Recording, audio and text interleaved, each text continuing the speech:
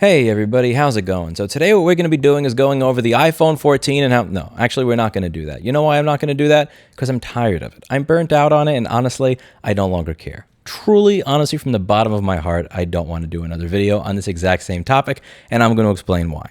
A lot of you have been asking me, Lewis, what do you think of the new iPhone 14 and its repairability, this, that, and the other, and like, when are you going to do a video on the repairability of the new iPhone? And it's like, probably never, because I honestly don't care. So Jeffries did a video, very well done, very high production quality, very detailed, and very informative. What he does in his videos, and I'll link it down below, is he will take two iPhones that he purchased, or two Samsung Galaxies that he purchased, or whatever, and he will take the motherboard from one and put it in another, and try it out and see just how much no longer works, just how much requires proprietary tools that sometimes you only get access to when you buy the part directly from the manufacturer at their pricing, their control, like how much no longer works when you change parts from one phone to another. And I'll demonstrate it all to you. And he often asks a really important question, which is this really my phone? I spent $3,000 on it, but it doesn't feel like it. And on this channel over the past 10 years, that's what I've done. This is what I've been talking about from the very beginning, since I had what looked like interlaced video on a piece of garbage camera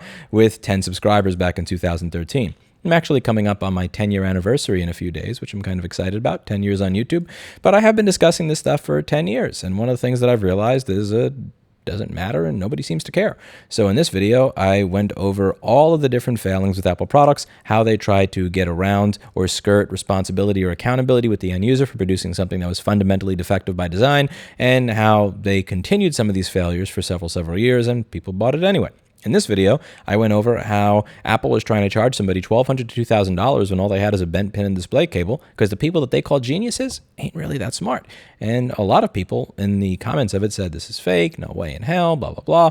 When at the end of the day, all I'm saying is have a little bit of healthy skepticism for the person behind the counter. They may not always have your best interests at heart. And hey, we have over 600 videos on how to fix your own stuff for free. I'm just saying, check them out before you believe what they have to say.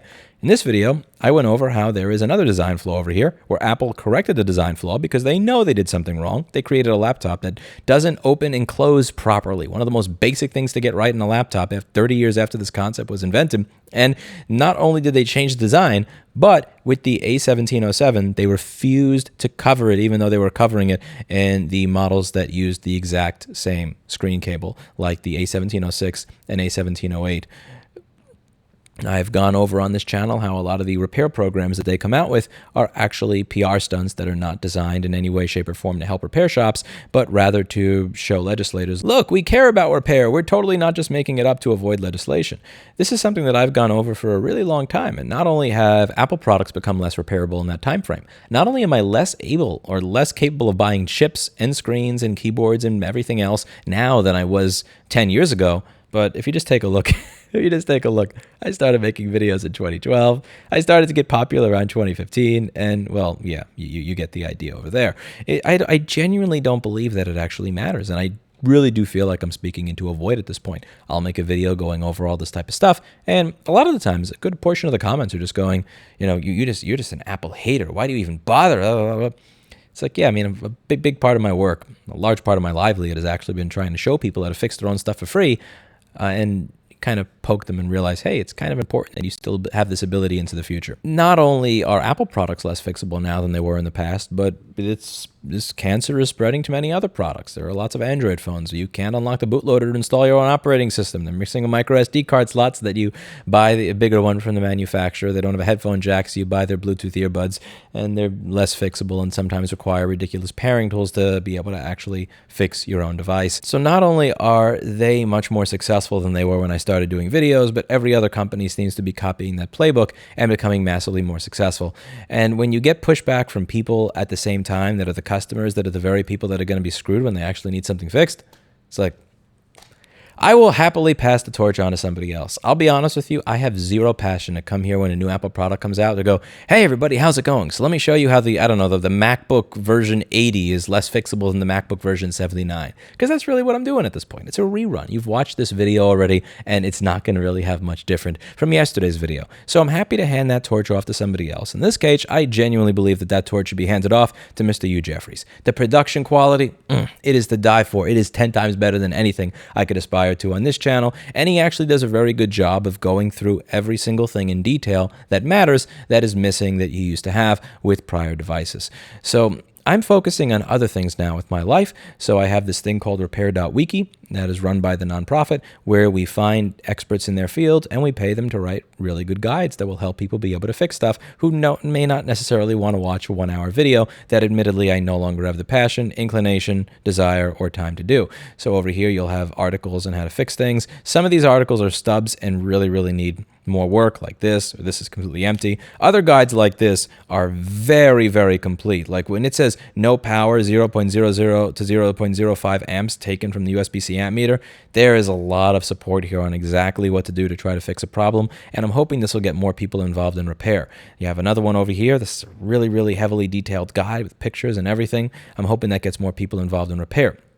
The other thing that I'm hoping to do more of once I get a workshop set up here in Austin, Texas, is I used to do these repair workshops in my store where people could bring by stuff they screwed up. So over here you have a chip that got ripped off the board. Another dude ripped something off of the board here. And I try to teach people how to correct their mistakes so people can work on tools, the same microscope, hot air station, soldering irons, and stuff that I use. They get to learn how to use the microscope, hot air station, microscope, and everything. And it's all free. It's 100% free to anybody who wants to walk in. There's no catches. I guess one catch is don't be an asshole. But in all seriousness, not really any catches. You can use the equipment, try to work on it, try to get a feel for your stuff. And I want to try to get people excited about working on their stuff and understand why this matters. I'm also working at an organization. I have a new job. Yes, for the people that keep asking, do you have a job? I thought you were your own boss, blah, blah, blah. Stop copying and pasting the same comment. It's annoying. Watch the video. I'll link it down below. I work at this company. I have a Q&A, hour-and-a-half interview with my boss over here who's trying to wrangle back a little bit of control back from Silicon Valley and give it back to users of the products, the software, and the hardware that they used to have. I'm working on a bunch of different things right now to try to get people excited about repairing their own stuff and more able to repair their own stuff. But yeah, I mean, I'll just be honest. After 10 years on YouTube, I really wish I could say that my 10-year anniversary video is going to be some sort of crazy blowout thing rather than me coming out here and saying, yeah, I'm just sick and tired of saying the same shit over and over again when nobody seems to care. A large number of consumers don't even care. Like a large number of consumers will sit here and say, why are you even complaining that something is paired and you don't have the ability to fix it? Lewis, why are you mad that they don't allow you to buy a charging chip and that they do a $2,000 repair when you can do that repair for like $200 or $300 if you were able to get access to the chip? Like, why would that make you mad that somebody can't get their data back? That person was an idiot. They shouldn't have, I don't know, plugged the charger into their computer on a day that ended in Y, causing the charging chip to die. That person is an idiot. They should have made sure they had a cloud backup of their data even though they had Spectrum, which is outages all the time. It's just, I don't know what to say. I've lost the passion for it. I've lost the caring for it. It's just, it doesn't excite me. Like, just, honestly, just getting to iPhone 14, like I was about to do a video on it, and just as I'm typing it in, I'm realizing something. Wait a second. This isn't like the iPhone 4. This isn't the iPhone 3. This is the iPhone 14. We've survived to the 14th generation of this product, and like it's still the same issue. Like, am I talking to a wall? I really do think I am. Again, I started talking about this issue when I had a full head of hair, and now I don't, and not much has changed. So I don't care to do the content anymore. It doesn't excite me. It just doesn't. It doesn't get my juices flowing. Check out Jeffries. I will link his channel down below. Again, amazing production quality, great detail, great dude, great videos. He deserves and has earned more subscribers than he currently has. So please do check him out for all of the reviews that he does on the repairability of more modern smartphones. I am passing the torch down to him. Jeffries, it's on you. And I hope to be able to start these workshops soon in Texas. We got 2 spaces that we're going to be doing them out of.